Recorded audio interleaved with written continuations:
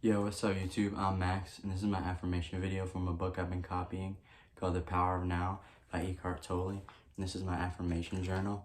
And I've basically written the book whole here, everything verbatim. Like I said, it's just my own affirmations. That's how I change my thoughts. And I have basically written the book here. You can see all my other videos are the same thing. I just repeat the same process as I'm just continuing to affirm my affirmations. So I'm going to go ahead and read it to you. And you can see in my other videos, it's all the same thing. I just read my affirmations. It's one take, and I hope you listen. Here we're on the ego search for wholeness. Another aspect of the emotional pain that is an intrinsic part of the egoic mind is a deep-seated sense of incompleteness, of not being whole. In some people, this is unconscious, and others in some people, this is conscious, and others, it's unconscious. And see, if I repeat it in my brain, it's just in my brain. I just repeated it.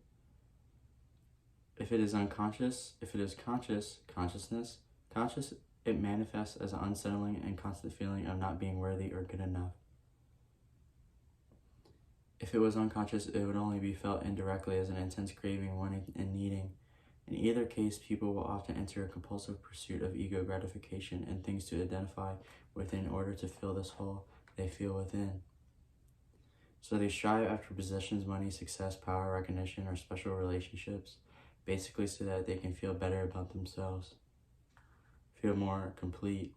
But even when they attain all of these things, they soon find that the hole is still there, that it is bottomless. Then they are really in trouble because they cannot delude themselves anymore. Well, they can do, but it gets more difficult. As long as the egoic mind is running your life, you cannot truly be at ease.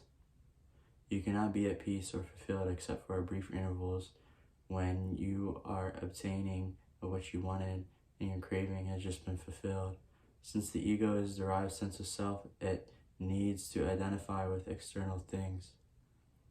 It needs to be both defended and fed constantly. The most common ego identification has to do with the possessions, the work you do, social status, recognition, knowledge.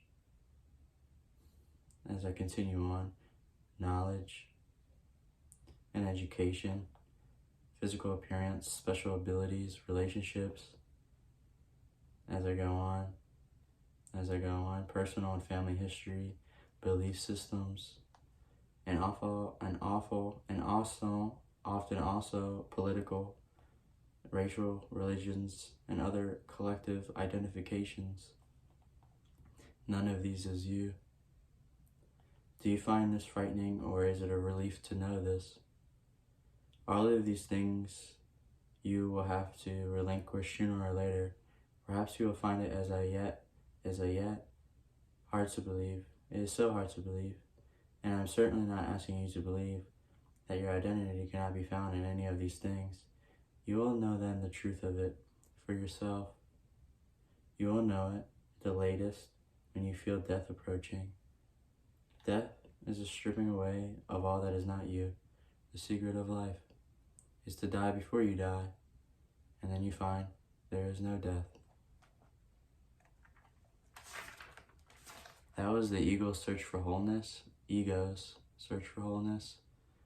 And like I said, that was through the book The Power of Now by Eckhart Tolle. And it's my affirmation journal. Basically read the book here verbatim and set it to the camera. So my name is Max. I hope you're listening, and this is for a lifetime. So I hope you listen. I'm Max and I'm out.